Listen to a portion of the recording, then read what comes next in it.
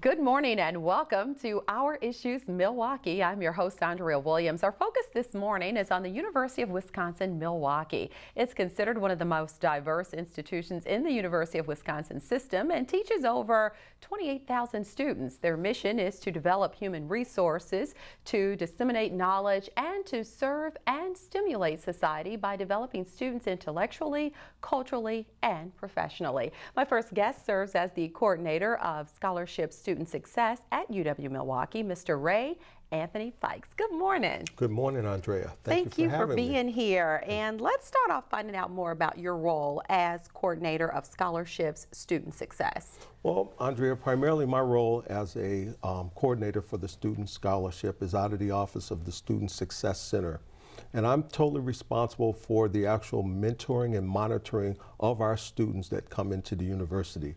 Some of these students who qualify for various scholarships from time to time may need individual to kind of follow them during the course of their school year.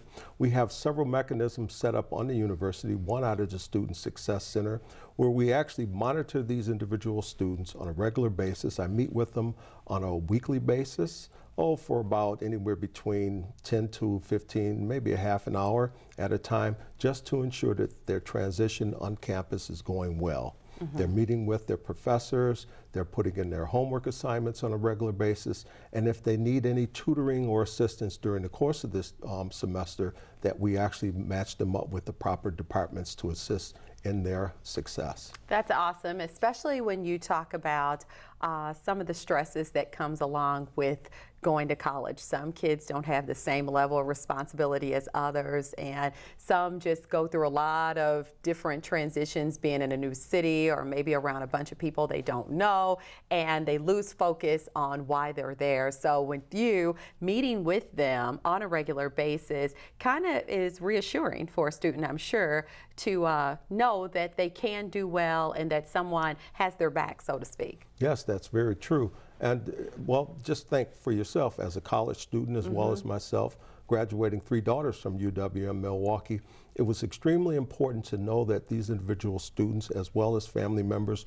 were receiving the support that they needed. A lot of times you have students that attend high schools, they're familiar with their surroundings, but you go on the campus now where you've got over 28,000 students, and we have it's a large campus fairly. Yeah. These individuals can get kind of lost in the course of the process.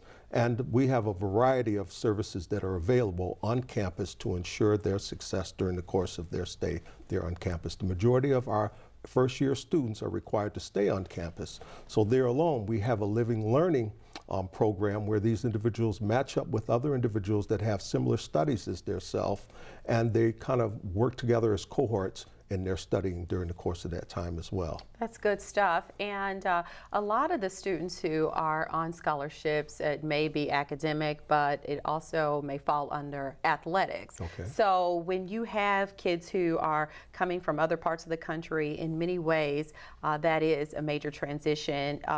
So part of your job is to actually help kids land scholarships, or is it just maintaining scholarships that are already won? I actually go out in the community. I reach out to students in their high schools. I'll actually go to their churches, various community organizations as well, and share information with them. Last year, I went to over 50 different churches in the surrounding area as far as Racine and North in Milwaukee, just to get the word out to various pastors and the actual student groups in the churches of the importance of UWM as a choice of theirs to attend, as well as encouraging those individual departments to put together scholarships of their own to assist their students while attending the university. Good stuff. This is a great time for you to paint that picture. What would you say to a student who really doesn't know if they want to go to a school out of state or stay here in Milwaukee, whatever the case? How do you convince them that where they should be is UW-Milwaukee? Well, I'm glad you asked that question. UW-Milwaukee has over just for instance, we have over 300 student organizations. We have over 180 different studies at the university. We're a #1 research school as well. We also have the only freshwater program that exists here in Milwaukee itself. If individuals are truly serious about attending the university, we're the second largest university here in Milwaukee. It's very accessible to all students that want to attend, and depending whether it's the School of the Arts, whether they want to go into the Lubar School of Business, we have it all, as well as nursing, as well as engineering. We're one of the best. Well, you painted the picture, that's for sure. And demographically, UW-Milwaukee is 52% women and 48% men. Is that about right? I would say so. A nice balance of the genders, and 68% white, 9% Hispanic, 8% African American, and about 7% Asian. So when you break down those numbers, diversity and cultural understanding become an important element when educating students to really understand each other, because so many of them come from different walks of life. You have several organizations that are in place to help accomplish that. We just had a welcome, and for the past several days we've had the new student orientation on campus. I meet with parents from all over the surrounding area, whether it's out of Illinois, whether it's up north, Green Bay, Milwaukee and the surrounding areas. And one of the things we share with the actual parents as well as the students is the diversity that exists here on campus. Again, I mentioned we have over 300 different student organizations on campus. We have 4 offices on the university. We have the African American Black Cultural Center. We have the Roberto Hernandez Center, we have the American Indian, and we have the Southeast Asian office. Those offices under the Global Inclusion and Engagement Office are basically set up to address the needs of that particular population of students that exist there on campus, as well as other individuals as well. We also do on a bi-yearly program a climate meeting where we actually meet and they determine the issues that exist on campus and how to match the actual concerns of students.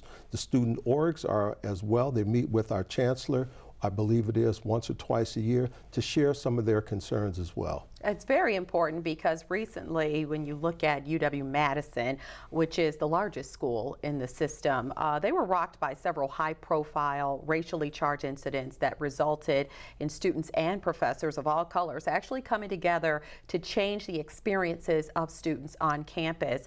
And this resulted in the chancellor at Madison and other top administrators taking part in cultural competency training this summer, and they announced a pilot program for new students to receive cultural competency training. So this appears to be a step in the right direction, but it sounds like here at Milwaukee's campus, you guys are trying to stay ahead of the game, so to speak, in having your climate meetings to find out how things are and what you need to do as far as the climate there on campus. Our Associate Vice Chancellor, Dr. Joan Prince, has been proactive in the course of this process. She meets with our chancellor on a regular basis, as well as other vice chancellors, and encouraging them to go out and to have actual discussions, not only with our student population, our student government. We also welcome the parents in and the surrounding neighbors of the actual university to share their concerns and to address those matters that exist. We try to ward off that type of issue before it actually gets started. But those issues do exist, and as a result, we address them as they come about. Yeah, it kind of reminds me of the 1995 John Singleton film, remember Higher Learning? Okay. And they actually followed the lives of 3 different students who came from different walks of life, and it really was deep when you looked at how people were easily taken into different directions there on campus, just from feeling isolated, depressed, not fitting in. All of these things do exist amongst many students, and so it is important to kind of tap into that before it gets too bad. And if you haven't seen it, you're going to have to watch that movie. I'm going to have to take a look at that. Yes, indeed. So, Mr. Fikes, in your career, you have worked developing employment opportunities as well within the public and private sectors for graduating students from UWM and MATC. So talk about the importance of young people graduating and being able to actually find a job in something that they majored in. Well, back in 2007, when I started with the university, I held the position working out of our Career Development Center, and that was primarily responsible for assisting students that had accommodations. Those individuals that attended the university pursued their degrees at UWM as well as MATC. And the goal there, this was a funded position through the state of Wisconsin, was to assist these individual students in obtaining work in the professional setting. They had a degree, they had a certificate, they had a background in a specific area, and I went out in the private sector and actually solicited employment opportunities, matched those graduating students up with prospective employers that were looking for individuals of their background. One of the things that we boast here at the university is the fact that we have a relationship with over 500 different Fortune 500 companies. And these particular businesses, they actually provide internships for our students, and they actually hire our individual students during 4 different job fairs that we have on campus.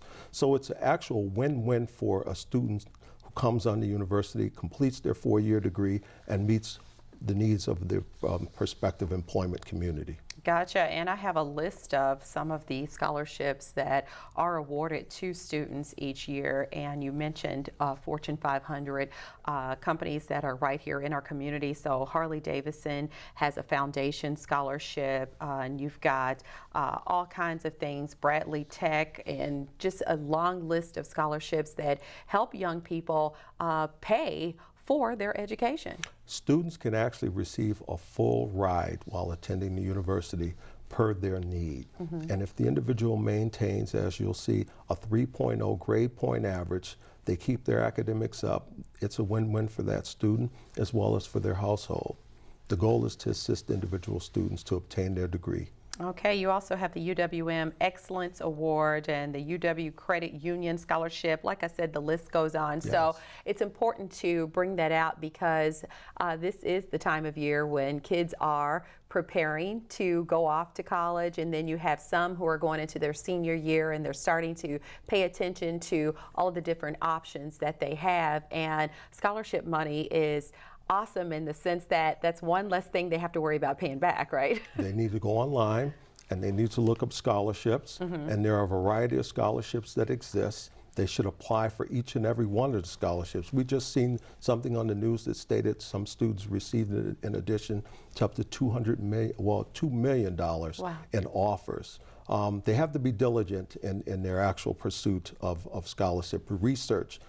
This is their time. And it's so much easier than when I was in college. I used to have to go to the library and pull out a book about this thick and look through and see which scholarships do I actually qualify for. But now when you're looking at the internet and having access to all of this different information, it really, there are no excuses as to why you don't take advantage. There aren't. And as long as they maintain the proper study habits and keep that grade point average up, I think that's the win-win for the actual students themselves. And with that, I'd love to get your advice for young people who are preparing to head off to college, whether it be this year or next year. What advice do you have for them on actually being successful at being a student, whether it's at UW-Milwaukee or wherever they choose to attend? Truly, I think it starts when the student's in right around the 6th grade, while they're in grade school, and that they get or have proper study habits. They connect with other individuals such as themselves that have goals and follow their heart. That's what I tell the individual students in the course of the process. Maintain proper study habits, get your rest, and while on campus, get involved with activities on campus that will assist them in being successful. Know who your professors are, match up with various study groups and student organizations, and the success will come during the course of the time. And they must keep God in their life during the course of that process. That's where their success comes from. That is great advice, and definitely something that parents need to keep in mind as well, because a lot of kids start thinking about school, some of them when they're 10th and 11th grade, but you mentioned 6th grade is not too soon. So definitely something that people need to keep in mind in making sure they're ready. Well, thank you. Thank you for being here. It's been a pleasure. It's been my pleasure as well. Ray Anthony Fikes is the coordinator of Scholarship Student Success under the Division of Global Inclusion and Engagement at UW-Milwaukee. And for more information on anything we've discussed, you can visit uwm.edu. When we return to Our Issues Milwaukee, we'll continue our focus on the University of Wisconsin-Milwaukee and turn our attention to sports. We'll meet LaVall Jordan, the new head coach of the Panthers basketball team, right after this.